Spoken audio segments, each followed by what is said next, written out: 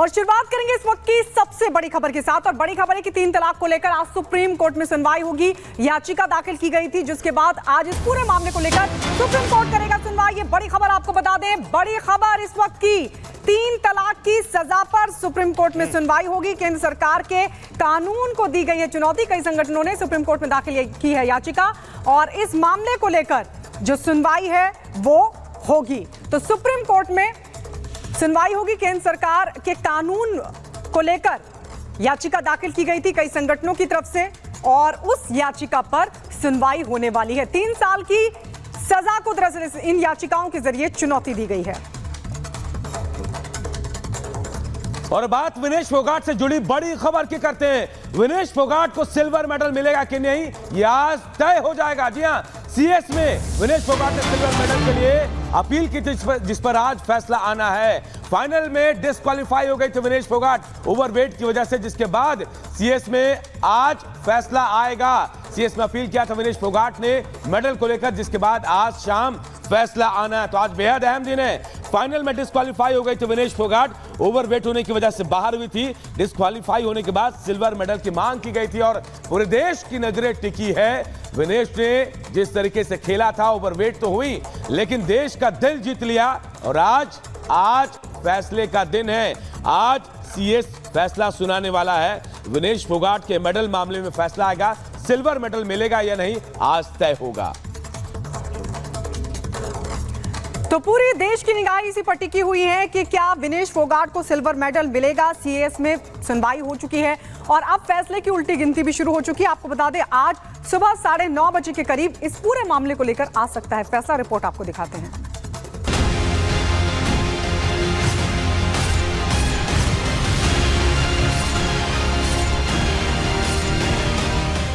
दंगल girl को मिलेगा medal. Vinesh पर फैसले का काउंटडाउन। विनेश बेकरार, भारत को इंतजार। आज फैसले की बारी, जश्न की तैयारी। विनेश फोगाट पेरिस ओलंपिक के फाइनल में ओवरवेट होने पर अयोग्य क्या करार दी गई। मैं 100 ग्राम के लिए ओलंपिक के फाइनल में अयोग्य करार दी गई तो उनके साथ पूरे हिंदुस्तान का हौसला टूट गया। इस बीच जो सबसे बड़ी उम्मीद देश को राहत दे रही है वो ये कि विनेश के लिए सिल्वर मेडल की आस अब भी बाकी है, क्योंकि इस मामले में विनेश ने सीएस में अपील दायर की है। उस अपील पर सीएस का फैसला आना भी बाकी है।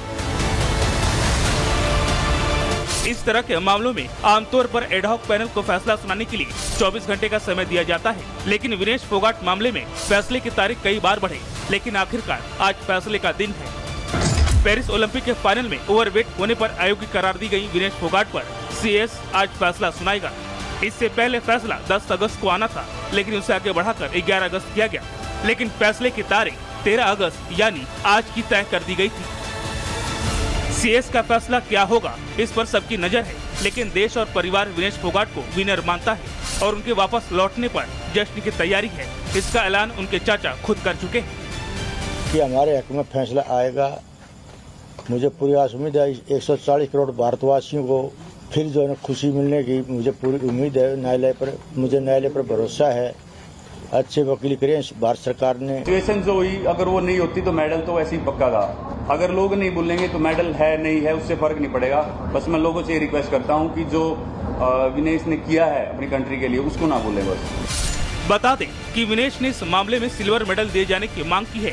विनेश की ये मांग इस आधार पर है कि उन्होंने एक दिन पहले सेमीफाइनल समेत अपने तीनों मुकाबले 50 किलोग्राम के तय वजन सीमा के अंदर रहकर खेले थे और तीनों में निष्पक्ष जीत के साथ फाइनल में जगह बनाई थी। वो फाइनल वाले दिन ही वजन से 100 ग्राम ज्यादा पाई गई थी और इसलिए उन्हें सिर्फ फाइनल से ही डिस्क्वालीफाई किया जाना चाहिए, न कि पूरे इवेंट से। अब विनेश की यह मांग पूरी होती है नहीं, आज इसका फैसला भी हो जाएगा। Bureau report, Republic Bharat. इधर अयोध्या के दाग अभी धुले भी नहीं थे कि सपा के एक और नेता जो कन्नौज के रहने वाले हैं, उन पर दुष्कर्म के आरोप लग गया, दुष्कर्म की कोशिश का। इसके बाद उनकी गिरफ्तारी हुई, लेकिन सपा इससे पल्ला झाड़ रही है। पूरी खबर इस रिपोर्ट के जरिए बता दें।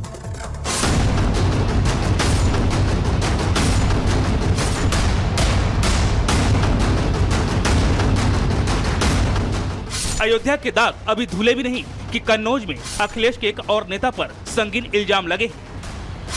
एक बार फिर से समाजवादी पार्टी का बड़ा नेता एक बेटी के साथ कुकर्म करने की कोशिश के आरोप में गिरफ्तार किया गया है। धर्मनगरी में नाबालिग से गैंगरेप होता है। आरोप अयोध्या के सांसद अवधेश प्रसाद के करीबी और सपा नेता मोहित खान पर लगा है। अब वैसा ही केस कन्नौज से सामने आया है। समाजवादी पार्टी के मुखिया की पत्नी और सांसद डिंपल यादव के प्रतिनिधि रहे नवाब सिंह यादव को पुलिस ने कन्नौज से गिरफ्तार किया है। नवाब के खिलाफ एक नाबालिग लड़की ने नौकरी का झांसा देकर शोषण करने का आरोप लगाया है। पूर्व ब्लॉक प्रमुख रहे नवाब को जिले में अखिलेश और डिंपल का राइट हैंड भी कहा जाता है। सूचना का तत्काल संज्ञान लेते हुए थाना पुलिस और पीआरबी मौके पर पहुंची थी, जहां पे लड़की को बरामद किया गया और आपत्तिजनक हालत में अभियुक्त नवाब सिंह को भी हिरासत में लिया गया। इसमें तहरीर के आधार पर सुसंगत धाराओं में भारतीय न्याय संहिता और पॉक्सो एक्ट में मुकदमा पंजीकृत किया गया है। इसमें अभियुक्त को गिरफ्तार कर लिया गया है और विधिक कार्रवाई की जा रही है। हालांकि नवाब सिंह खुद को बेकसूर बता रहा है। पूरे मामले को राजनीतिक और पूंजीपतियों की साजिश करार दे रहा है। पुलिस और यहाँ के पूंजीपति मिलके ये षड्यंत्र कर रहे हैं। कन्नौज में नवाब सिंह के रसूख का अंदाज इस बात से लगाया जा सकता है कि जिस आरोपी को पकड़ने के लिए पुलिस टीम के साथ एसपी खुद मौके पर पहुंची, नवाब की गिरफ्तारी के बाद सैकड़ों सपा कार्यकर्ता थाने का घेराव करने पहुंच गए। हाई वोल्टेज ड्रामा चला, लेकिन प्रदेश में कानून का राज्य है और जब मामला महिला अपराध से जुड़ा हो तो अपराधी का रसूख नहीं, उसका अपराध देखा जाता है। अब पूरे मामले की तहकीकात की जा रही है। रिपब्लिक भारत आपको एक बड़ी खबर दिखाने की कोशिश कर रहा है। आप देखिए, मैं उसी महाविद्यालय में मौजूद हूं, चौधरी चंदन सिंह महाविद्यालय, जहां पर उत्तर प्रदेश पुलिस और फोरेंसिक की टीम आई हुई है। कर्मचारी हो किस तरह से मुस्तैद है, यहां पर एक दस्ताना भी लगाए हुए हैं ताकि उन नमूनों को कलेक्ट किया जा सके, जो उस पर फिंगरप्रिंट्स पड़ी हो, उन सब चीज़ों को कलेक्ट किया जा सके, जो भी सबूत यहाँ पर मिल सकते हैं। यानी कि प्राइमरी जाँच के लिए जो जरूरी होता है कि आखिर यहाँ पर कौन कौन था, सिर्फ नवाब सिंह यादव अकेला था या उसके कुछ सहयोगी थे और भी कुछ लोग थे साथ में। फिलहाल पुलिस ने पीड़िता की शिकायत पर पॉस्को एक्ट के तहत मामला दर्ज कर आरोपी को गिरफ्तार कर लिया है।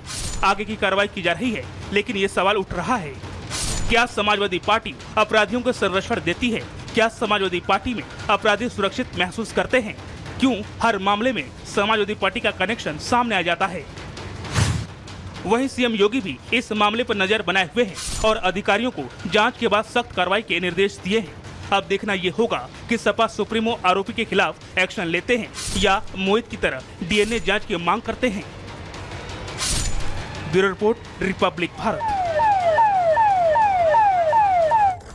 तो अयोध्या के बाद कन्नौज से सामने आए इस मामले के बाद एक बार फिर से अखिलेश की समाजवादी पार्टी दरअसल सवालों के घेरे में आ गई है। जहां एक तरफ बीजेपी कह रही है कि समाजवादी पार्टी का चरित्र ही ऐसा है, तो वहीं समाजवादी पार्टी इस पूरे मामले को अपने खिलाफ साजिश बता रही है।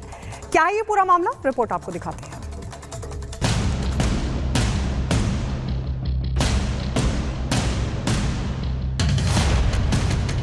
उस दुराचारी का समाजवादी पार्टी से कोई भी संबंध नहीं है।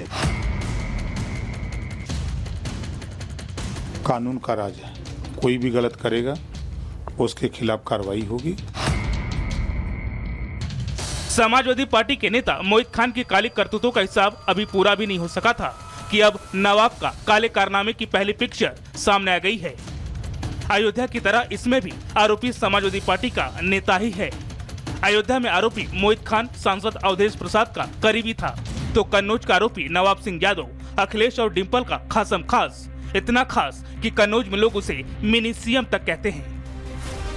नाबालिग से दुष्कर्म का मामला सामने आया तो कुछ सपा नेताओं ने नवाब सिंह से पल्ला झाड़ना शुरू कर दिया, जिसके बाद बीजेपी की तरफ से वो लेटर पेश किया गया, जिसमें सपा अध्यक्ष नवाब सिंह की मां के निधन पर शोक जता रहे थे। सपा नेता की काली करतूत सामने आई तो सपा के प्रवक्ता बचाव में उतर आए। मेजर आशीष ने जहां बीजेपी में शामिल नेताओं के अपराध गिनाए, तो महिला होने के बावजूद प्रवक्ता जूही सिंह ने पीड़िता पर शर्मनाक सवाल खड़ा कर दिया। जो नवाब सिंह यादव गिरफ्तार हुए हैं, उनका समाजवादी पार्टी से पिछले 5-6 वर्षों से कोई संबंध नहीं है और वो समाजवादी पार्टी के ना प्राइमरी मेंबर हैं ना एक्टिव मेंबर हैं। आप अपने सांसदों और अपने विधायकों के जो क्रिमिनल रिकॉर्ड हैं, जो गूगल पे सारे उपलब्ध हैं, जरा एक बार तुलना करके देख लीजिए किसी भी अन्य दल से, दुगने से भी ज्यादा हैं आपके। कौन सी नौकरी थी जो 15 साल की बच्ची जो है वो रात में उनसे मांगने गई थी और सुबह उनकी बुआ की भी बात हो गई थी, 4-5 साल से वो जानते भी थे। तो इस तरह के जो आरोप लगते हैं लोगों पर, इनकी निष्पक्ष जांच होनी चाहिए, तुरंत जांच होनी चाहिए। हम चाहते हैं कि वास्तव में नार्को टेस्ट हो और जो सच्चाई है उसका दूध का दूध और पानी का पानी हो जाए। ये वही सपा है जो अयोध्या मामले में डीएनए और नार्को टेस्ट की बात कर रही थी और अब नवाब के बचाव में पीड़िता पर ही सवाल खड़े कर रही है। सपा प्रवक्ताओं ने बेशर्म बयानबाजी शुरू की तो बीजेपी ने भी सियासी हमले तेज कर दिए।